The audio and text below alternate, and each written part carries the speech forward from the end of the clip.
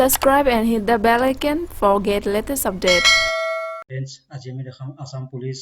AB UB railway PNRD SSC forest guard Indian army transport secretariat এক্সামৰ বাবে অতি গুৰুত্বপূৰ্ণ পাৰ্ট ইণ্ডিয়ান হিষ্ট্ৰী কুৱেশ্যন গতিকে ইয়াৰ আগৰ ভিডিঅ'ত আমি ইণ্ডিয়ান হিষ্ট্ৰীৰ পাৰ্ট 1 হিচাপে জিকে কুৱেশ্যন লৈছিলো গতিকে আজি আমি দেখাম পাৰ্ট 2 হিচাপে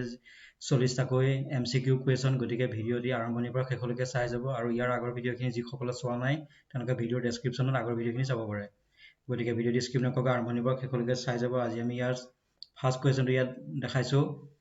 এক নম্বৰ কুৱেশ্যন আছে জয় হিন্দ বুলি তলৰ কোনজন দেশপ্ৰেমিকে কৈছিল ইয়াত অপচন কেইটা আছে সুভাষ চন্দ্ৰ বোস মহাত্মা গান্ধী জৱাহৰলাল নেহৰু ভগত সিং জয় হিন্দ বুলি কোনে কৈছিল দেশপ্ৰেমিকজন হ'ল সুভাষ চন্দ্ৰ বোস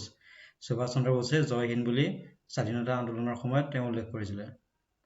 তাৰপিছত আমি 2 নম্বৰ কুৱেশ্যনটো লৈলো 2 নম্বৰটো আছে মহাত্মা গান্ধীয়ে কেতিয়া আৰু ক'ত পোনপ্ৰথমে সত্যাগ্ৰহ আন্দোলন আৰম্ভ কৰিছিল ইয়াত অপচন দি আছে 1918 আহমেদাবাদ 1921 মাদ্ৰাজ 1917 চম্পাৰণ ইন বিহাৰ 1930 গুজৰাট গতিকে ইয়াৰ শুদ্ধ অপচনটো হ'ল 1917 চম্পাৰণ ইন বিহাৰ বিহাৰত যেতিয়া চম্পাৰণৰ নীল খেতিৰ ওপৰত যেতিয়া ব্ৰিটিছসকলে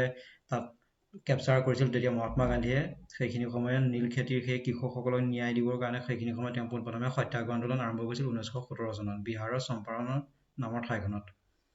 3 নম্বৰ কুৱেশ্যনটো হৈছে poverty and unBritish rule in India নামৰ গ্ৰন্থখন কোনে লিখিছিল ইয়াত অপচন কেইটা দিছে দাদাভাই নৰজী বংকিম চন্দ্ৰ চেটাৰ্জী ৰাজা ৰামমোহন ৰায় বাল গংগাধৰ তিলক গতিকে ইয়াৰ শুদ্ধ অপচনটো হ'ল Dadabhai Naoroji poverty and unBritish rule in India এই গোটেই গ্ৰন্থখন লিখিছিল তেওঁ ব্ৰিটিছে কেনেকৈ আমাৰ ভাৰতবৰ্ষখনক শোষণ কৰিছিল গোটেই কথাখিনি তেওঁ poverty and unBritish rule in India নামৰ গ্ৰন্থখনত তেওঁ উল্লেখ কৰিছিল কেনেকৈ ব্ৰিটিছে আমাৰ ভাৰতবৰ্ষখনক জুৰুলা অৱস্থালৈ লৈ গৈছিল গোটেই কথাখিনি তেওঁ এই গ্ৰন্থখনত উল্লেখ কৰিছিল 4 নম্বৰ কুৱেশ্যনটো হৈছে তোমালোকে মোক অলপ তেজ দিয়া মই তোমালোকক স্বাধীনতা দিম এই কথাফাকি কোনে কৈছিল ইয়াত অপচন দিয়া আছে মহাত্মা গান্ধী সুভাষ চন্দ্ৰ বোস ৰবীন্দ্ৰনাথ টেগৰ এণ্ড মোহাম্মদ ইকবাল গতিকে ইয়াৰ শুদ্ধ অপচনটো হ'ল সুভাষ চন্দ্ৰ বোস এনেকুৱা কুৱেশ্যন বিভিন্ন ধৰণৰ এক্সামবিলাকত আহি থাকে গতিকে গুৰুত্বপূৰ্ণ গতিকে এইবিলাক মনত ৰাখিব তোমালোকে মোক অলপ তেজ দিয়া আৰু মই তোমালোকক স্বাধীনতা দিম গতিকে কথাফাকি কৈছিল সুভাষ চন্দ্ৰ বোস 5 নম্বৰটো হৈছে হিন্দ স্বৰাজ নামৰ গ্ৰন্থখনিৰ লিখক কোন হিন্দ স্বৰাজ নামৰ গ্ৰন্থখনিৰ লিখক হ'ল মহাত্মা গান্ধী ইয়াত অপচন দিয়া আছে গতিকে ইয়াৰ শুদ্ধ অপচনটো হ'ল মহাত্মা গান্ধী তাৰপিছত হৈছে মহাত্মা গান্ধীৰ হিন্দ স্বৰাজ নামৰ গ্ৰন্থখন কি ভাষাত লিখা হৈছিল ইয়াত অপচন দিছে হিন্দী ইংলিছ সংস্কৃত গুজৰাটী মহাত্মা গান্ধীৰ হিন্দ স্বৰাজ নামৰ গ্ৰন্থখন লিখা হৈছিল গুজৰাটী ভাষাত 7 নম্বৰটোত আছে ইনকলাব জিন্দাবাদ বুলি তলৰ কোনজন দেশপ্ৰেমিকে কৈছিল ইয়াত অপচন দিছে জৱাহৰলাল নেহৰু ভগত সিং মহাত্মা গান্ধী বাল গংগাধৰ তিলক গতিকে ইনকলাব জিন্দাবাদ বুলি আন্দোলনৰ সময়ত কৈছিলে ভগত সিঙে 8 নম্বৰটোত আছে ইংলেণ্ড ডেপ টু ইণ্ডিয়া কোনে লিখিছিল ইংলেণ্ড ডেপ টু ইণ্ডিয়া ইয়াত অপচন দিছে স্বামী বিবেকানন্দ লালা লাজপত ৰায় মহাত্মা গান্ধী দাদাভাই নৰজী গতিকে ইয়াৰ শুদ্ধ অপচনটো হ'ল দাদাভাই নৰজী 9 নম্বৰটোত আছে আৰাম হাৰাম হে বুলি কোনে কৈছিল পণ্ডিত জৱাহৰলাল নেহৰু বাল গংগাধৰ তিলক মহাত্মা গান্ধী ভগত সিং গতিকে আৰাম হাৰাম হে বুলি কৈছিল পণ্ডিত জৱাহৰলাল নেহৰুৱে স্বাধীনতা আন্দোলনৰ সময়ত গোটেই ভাৰতবৰ্ষৰ লোকসকলক ব্ৰিটিছৰ বিৰুদ্ধে আন্দোলন কৰিবলৈ সেইখিনি সময়ত এই কথাফাকি উল্লেখ কৰিছিল তাৰপিছত আছে 10 নম্বৰটোত স্বৰাজ আমাৰ জন্মস্বত্ব অধিকাৰ এই কথাফাকি কোনে কৈছিল গতিকে এই কথাফাকি কৈছে বাল গংগাধৰ তিলকে স্বৰাজ আমাৰ জন্মস্বত্ব অধিকাৰ এই কথাফাকি বাল গংগাধৰ তিলকে উল্লেখ কৰিছিল 11 নম্বৰটোত আছে মহাত্মা গান্ধীয়ে মহাত্মা উপাধিটো তলৰ কোনটো আন্দোলনৰ পৰা লাভ কৰিছিল ৰাওলাট সত্যাগ্ৰহ চম্পাৰণ সত্যাগ্ৰহ খিলাফত movement non cooperation movement Mahatma গান্ধীয়ে মহাত্মা উপাধিটো পাইছিল বিহাৰৰ যিটো চম্পাৰণৰ সত্যাগ্ৰহ আন্দোলন আৰম্ভ কৰিছিল তেওঁ 1917 চনত চম্পাৰণৰ সেই সত্যাগ্ৰহ আন্দোলনৰ পৰা তেওঁ মহাত্মা উপাধিটো লাভ কৰিছিলে 12 নম্বৰত আছে ডু অৰ ডাই যাক অসমীয়াত কোৱা হয় কৰা বা মৰা এই কথাফাকি কোনে কৈছিল ডু অৰ ডাই এই কথাফাকি কৈছিলে মহাত্মা গান্ধীয়ে হয় কৰা নহয় মৰা এই কথাফাকি তেওঁ উল্লেখ কৰিছিলে 13 নম্বৰত আছে তলৰ কোনজন ব্যক্তিক ভূদান আন্দোলনৰ প্ৰধান নেতা হিচাপে জনা যায় বিনোবা ভাৱে স্বামী বিবেকানন্দ গান্ধীজী ৰাজা ৰামমোহন ৰায় গতিকে শুদ্ধ অপচনটো হ'ল বিনোবা ভাৱে আছিলে ভূদান আন্দোলনৰ প্ৰধান নেতা 14 নম্বৰত আছে ভাৰতীয় পুনৰজাগৰণৰ পিতৃপুৰুষ বুলি কাক জনা যায় ভাৰতীয় পুনৰজাগৰণৰ পিতৃপুৰুষ হ'ল ৰাজা ৰামমোহন ৰায় 15 নম্বৰত আছে ভাৰত এৰা কথাষাৰ কোনে কৈছিল এইটো কৈছিলে মহাত্মা গান্ধীয়ে ভাৰত এৰা বুলি মহাত্মা গান্ধীয়ে সেইখিনি সময়ত ব্ৰিটিছসকলক এই কথাষাকি তেওঁ সোঁৱৰাই দিছিলে 16 নম্বৰত আছে ভাৰতীয় জাতীয় কংগ্ৰেছ কেতিয়া স্থাপন কৰা হৈছিল ইয়াত অপচন দিছে 25 ছেপ্টেম্বৰ 1885 28 ডিচেম্বৰ 1885 নৱেম্বৰ 27 1885 22 জুলাই 1885 গতিকে ইয়াৰ শুদ্ধ অপচনটো হ'ল 28 ডিচেম্বৰ 1885 গতিকে এইটো চনটো আৰু তাৰিখটো আপোনালোকে মনত ৰাখিব জাতীয় কংগ্ৰেছ প্ৰতিষ্ঠা হোৱা এইটো চন 17 নম্বৰত আছে ভাৰতীয় জাতীয় কংগ্ৰেছ কোনে প্ৰতিষ্ঠা কৰিছিল ভাৰতীয় জাতীয় কংগ্ৰেছ প্ৰতিষ্ঠা কৰিছিল এলান অক্টেৰিয়াম হিউম নামৰ এজন লোকে তাৰপিছত আছে ভাৰতীয় জাতীয় কংগ্ৰেছৰ প্ৰথম অধ্যক্ষ কোন আছিল ভাৰতীয় জাতীয় কংগ্ৰেছৰ প্ৰথম অধ্যক্ষ হ'ল উমেশ চন্দ্ৰ বেনাৰ্জী গতিকে এই দুটা মনত ৰাখিব প্ৰতিষ্ঠা কৰিছিল A.W. হিউম এলান অক্টেভিয়ান হিউম আৰু অধ্যক্ষ আছিলে উমেশ চন্দ্ৰ বেনাৰ্জী তাৰপিছত আহিলো আমি এবাৰ মুম্বাইত অনুষ্ঠিত হোৱা কংগ্ৰেছৰ প্ৰথম অধিৱেশনখনত কিমানজন সদস্য আছিল মুম্বাইত কংগ্ৰেছৰ প্ৰথম অধিৱেশনখন অনুষ্ঠিত হৈছিল আৰু তাত সদস্যৰ সংখ্যা আছিলে 72 জন তলৰ কোনজন ব্যক্তি সকলোতকৈ অধিক সময় ভাৰতীয় জাতীয় কংগ্ৰেছৰ অধ্যক্ষ হৈ আছিলে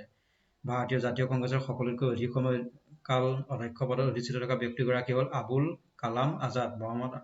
মৌলানা আবুল কালাম আজাদ আছিলে ভাৰতীয় জাতীয় কংগ্ৰেছৰ অধ্যক্ষ তেওঁ সকলোতকৈ অধিক সময় জাতীয় কংগ্ৰেছৰ অধ্যক্ষ হৈ আছিলে 21 নম্বৰত আছে খেৰা সত্যাগ্ৰহ ইয়াৰ হৈছিলে 1918 চনত গুজৰাটত আৰু এই আন্দোলনৰ প্ৰধান নেতা কোন আছিল খেৰা সত্যাগ্ৰহ হৈছিল 1918 গুজৰাটত হৈছিল আৰু ইয়াৰ প্ৰধান নেতাজন হ'ল চৰ্দাৰ বল্লভভাই পেটেল খেৰা সত্যাগ্ৰহৰ নেতাগৰাকী হ'ল চৰ্দাৰ বল্লভভাই পেটেল তাৰপিছত 22 নম্বৰত আছে মাদাৰ অফ ৰিভলিউচন বুলি তলৰ কোনগৰাকী মহিলাক জনা যায় মাদাৰ অফ ৰিভলিউচন বুলি এটা অপশ্যন আছে ৰাণী লক্ষ্মীবাই সাবিত্ৰীবাই ফুলে কনকলতা ভিকাজী ৰাজতুম কামা গতিকে মাদাৰ অফ ৰিভলিউচন বুলি কোৱা হয় ভিকাজী ৰাজতুম কামা এওঁ আছিলে মুম্বাই এগৰাকী উল্লেখযোগ্য দেশপ্ৰেমিক মহিলা আছিলে তেওঁ মাদাৰ অফ ৰিভলিউচন নামেৰে জনা যায়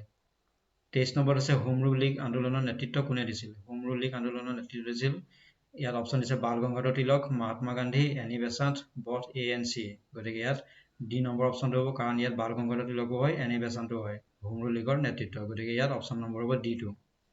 24 নম্বৰত আছে অখিল ভাৰতীয় হোম ৰুল লীগ কিমান চনত স্থাপন কৰা হৈছিল অখিল ভাৰতীয় হোম ৰুল লীগ স্থাপন কৰা হৈছিল 1916 চনত 25 নম্বৰত আছে এনি বেচাণ্টে হোম ৰুল লীগৰ সচিব কাক নিয়োগ কৰিছিল এনি বেচাণ্টে হোম ৰুল লীগৰ সচিব নিয়োগ কৰিছিল জৰ্জ আৰুণ্ডেল নামৰ এজন ব্ৰিটিছৰ এজন লোকক তেওঁ হোম ৰুল লীগৰ সচিব নিয়োগ কৰিছিলে 26 নম্বৰত আছে মহাত্মা গান্ধী আফ্ৰিকাৰ পৰা এজন বেৰিষ্টাৰ হিচাপে কেতিয়া ভাৰতলৈ আহিছিল মহাত্মা গান্ধী দক্ষিণ আফ্ৰিকাত উকিল পঢ়িবলৈ গৈছিল গতিকে তাৰ পৰা তেওঁ এবাৰ ভাৰতবৰ্ষলৈ আছিল তেওঁ বেৰিষ্টাৰ হিচাপে আছিল 1891 চনত 27 নম্বৰত আছে অসহযোগ আন্দোলনৰ সময়ত মহাত্মা গান্ধীক কেতিয়া আটক কৰা হৈছিল অসহযোগ আন্দোলনৰ সময়ত মহাত্মা গান্ধীক আটক কৰিছিল গতিকে আটক কৰা চনটো হ'ল 10 মাৰ্চ 1922 10 মাৰ্চ 1922ত মহাত্মা গান্ধী অসহযোগ আন্দোলনৰ সেই সময়খিনি তেওঁক আটক কৰা হৈছিল ব্ৰিটিছে 28 নম্বৰত আছে মহাত্মা গান্ধী 1930 চনৰ যিটো দাণ্ডী যাত্ৰা সেই দাণ্ডী যাত্ৰালৈ কিমানজন অনুৰাগী গৈছিল মহাত্মা গান্ধী 1930 চনৰ দাণ্ডী যাত্ৰালৈ গৈছিলে অনুৰাগী 68 জন সবৰমতী আশ্ৰমৰ পৰা 68 জন অনুৰাগীক লৈ মহাত্মা গান্ধীয়ে দাণ্ডী যাত্ৰালৈ আৰম্ভ কৰিছিলে 29 নম্বৰত আছে মুছলিম লীগে প্ৰত্যক্ষ সংগ্ৰাম দিৱস কেতিয়া পালন কৰিছিল মুছলিম লীগে প্ৰত্যক্ষ সংগ্ৰাম দিৱস পালন কৰিছিল 16 আগষ্ট 1946ত তাৰপিছত 30 নম্বৰত আছে দ্য ইণ্ডিয়ান ষ্ট্ৰাগল 1935 to 1942 এই গ্ৰন্থখন কোনে লিখিছিল 1935 পৰা 1942 সেই সময়খিনিত ভাৰতবৰ্ষৰ যিখিনি আন্দোলন হৈছিল গোটেই কথাখিনি এখন গ্ৰন্থত প্ৰকাশ কৰিছিল আৰু ইয়াৰ এখন লেখকৰ জনৰ নাম হ'ল সুভাষ চন্দ্ৰ বোছে এইখন লিখিছিল দ্য ইণ্ডিয়ান ষ্ট্ৰাগল 31 নম্বৰত আছে পাকিস্তানৰ অধিকৃত আজাদ কাশ্মীৰৰ ৰাজধানী ক'ত আছে পাকিস্তানৰ অধিকৃত আজাদ কাশ্মীৰৰ ৰাজধানীখন হ'ল মুজাফৰাবাদত আজাদ কাশ্মীৰৰ ৰাজধানী অৱস্থিত 32 নম্বৰত আছে সংবিধান সভাৰ প্ৰস্তাৱটো ক'ৰ পৰা লোৱা হৈছিল সংবিধান সভাৰ প্ৰস্তাৱটো লোৱা হৈছিল 1946 কেবিনেট মিছনৰ পৰা সংবিধান সভাৰ প্ৰস্তাৱটো তেতিয়াই লোৱা হৈছিলে 33 নম্বৰত আছে সিন্ধু জল বিতৰণ সন্ধিত ভাৰতৰ হৈ কোনজন নেতাই চহী কৰিছিল সিন্ধু জল বিতৰণ সন্ধিত ভাৰতৰ হৈ চহী কৰিছিল জৱাহৰলাল নেহৰুৱে ভাৰতৰ প্ৰথম বাতৰি কাকতখনৰ নাম কি ভাৰতৰ প্ৰথম বাতৰি কাকতখন হ'ল বেংগল গেজেট এইটো মনত ৰাখিব 35 নম্বৰত আছে ভাৰতৰ প্ৰথম মহিলা স্নাতক কোন আছিলে ভাৰতৰ প্ৰথম মহিলা স্নাতক হ'ল কাদম্বিনী গাংগুলী এইটো এটা উল্লেখযোগ্য কুৱেশ্যন ভাৰতৰ প্ৰথম মহিলা স্নাতক কাদম্বিনী গাংগুলী 36 নম্বৰত আছে ব্ৰাহ্ম সমাজ কেতিয়া স্থাপন কৰা হৈছিল ব্ৰাহ্ম সমাজ স্থাপন হৈছিল 20 আগষ্ট 1828 1828 20 আগষ্টত ব্ৰাহ্ম সমাজ প্ৰতিষ্ঠা কৰিছিল ৰাজা ৰামমোহন ৰায়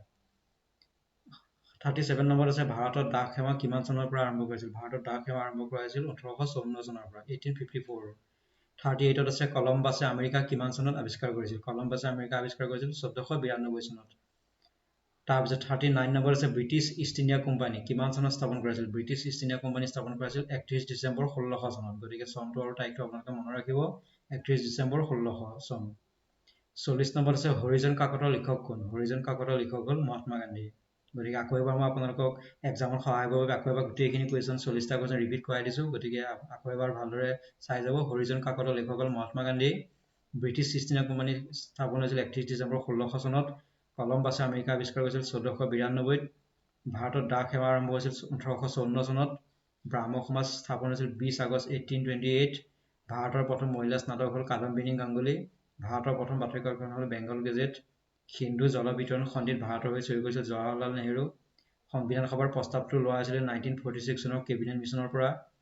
পাকিস্তানৰ অধিকৃত আজাদ কাশ্মীৰৰ ৰাজধানীখন হ'ল মুজাফৰাবাদ। তাৰপিছত আমি এলো এবাৰ 30 নম্বৰটো দ্য ইণ্ডিয়ান ষ্ট্ৰাগল 1935 to 1942 গ্ৰন্থখন লিখক হ'ল সুভাষ চন্দ্ৰ বোস। তাৰপিছত আছে মুছলিম লীগে প্ৰত্যক্ষ সংগ্ৰাম দিৱস পালন কৰিছিল 16 আগষ্ট 1946ত। মহাত্মা গান্ধীৰ 1930 চনৰ দাণ্ডী যাত্ৰালৈ অনুৰাগী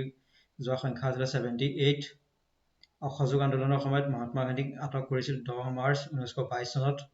মহাত্মা গান্ধী আফ্ৰিকাৰ পৰা এজন বেৰিষ্টাৰ হিচাপে ভাৰতবৰ্ষলৈ আছিল 1891 চনত। এনি বেচাণ্টে হোম ৰুল লীগৰ সচিব নিয়োগ কৰিছিল জৰ্জ আৰুণ্ডেলক। অখিল ভাৰতীয় হোম ৰুল লীগ স্থাপন হৈছিল 1916ত। হোম ৰুল লীগ আন্দোলনৰ নেতৃত্ব আছিলে বাল গংগাধৰ তিলক আৰু এনি বেচাণ্ট। মাদাৰ অৱ ৰিভলিউশ্যন বুলি জনা যায় বিখাজী ৰাজতুম কামা নামৰ এগৰাকী মহিলাক। ঠিক তেনেদৰে খেৰা সত্যাগ্ৰহৰ আন্দোলনৰ প্ৰধান নেতা আছিলে চৰ্দাৰ বল্লভভাই পেটেল। মুম্বাইত অনুষ্ঠিত হোৱা কংগ্ৰেছৰ প্ৰথম অধিৱেশনখনত সদস্য সংখ্যা আছিলে 72। ভাৰতীয় জাতীয় কংগ্ৰেছৰ প্ৰথম অধ্যক্ষ হ'ল উমেশ চন্দ্ৰ বেনাৰ্জী। ভাৰতীয় জাতীয় কংগ্ৰেছ কোনে প্ৰতিষ্ঠা কৰিছিল? এলান অক্টেভিয়ান হিউমে। ভাৰতীয় জাতীয় কংগ্ৰেছ স্থাপন হোৱা চনটো হ'ল 28 ডিচেম্বৰ 1885। ভাৰত এৰা এই কথা ভাষী কৈছিল মহাত্মা গান্ধীয়ে। 14 নম্বৰত আছে ভাৰতীয় পুনৰ্জাগৰণৰ পিতৃপুৰুষ বুলি কোৱা হয় ৰাজা ৰামমোহন ৰায়। ভাৰতৰ কোনজন ব্যক্তি ভূদান আন্দোলনৰ নেতা হিচাপে জনা যায়? বিনোবা ভাৱে। ডু অৰ ডাই এই কথাভাষী কৈছিলে মহাত্মা গান্ধী। মহাত্মা গান্ধীয়ে মহাত্মা উপাধিটো তলৰ কোনটো আন্দোলনৰ পৰা লাভ কৰিছিল? চম্পাৰণৰ সত্যাগ্ৰহৰ পৰা।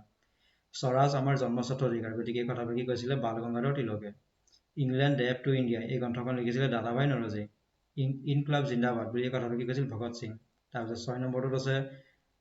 মহাত্মা গান্ধীৰ হিন্দ স্বৰাজ নামৰ গ্ৰন্থখন কি ভাষাত লিখা হৈছিল? এইটো গুজৰাটী ভাষাত। হিন্দ স্বৰাজ নামৰ গ্ৰন্থখন লিখক কোন আছিলে? Mahatma Gandhi. Poverty and unBritish rule in India নামৰ গ্ৰন্থখন লিখিছিল দাদাভাই নৰজী। 4 নম্বৰটোত আছে তোমালোকে মোক অলপ তেজ দিয়া মই তোমালোকক স্বাধীনতা দিম, গতিকে কথাভাষী কৈছিলে সুভাষ চন্দ্ৰ বোস।